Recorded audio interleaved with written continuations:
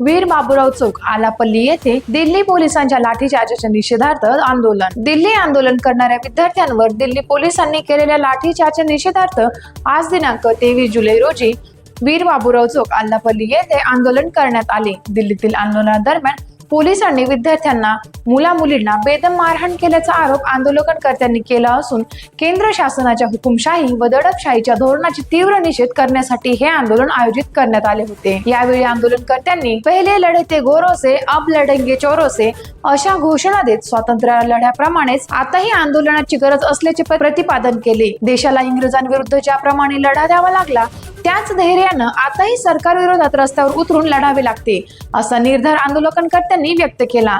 अब यह सरकार बदलनी है अशा घोषणांनी परिसर दणाणून गेला. आंदोलनाच्या शेवटी उपस्थितांनी भारत माता की जय अशा घोषणा देत केंद्र सरकारच्या दडपशाही धोरणाविरोधात एकजुटीने लढण्याचा निर्धार व्यक्त केला. टाइम्स ऑफ महाराष्ट्रसाठी आलापल्ली प्रतिनिधी मुस्ताक हकीम यांचा रिपोर्ट.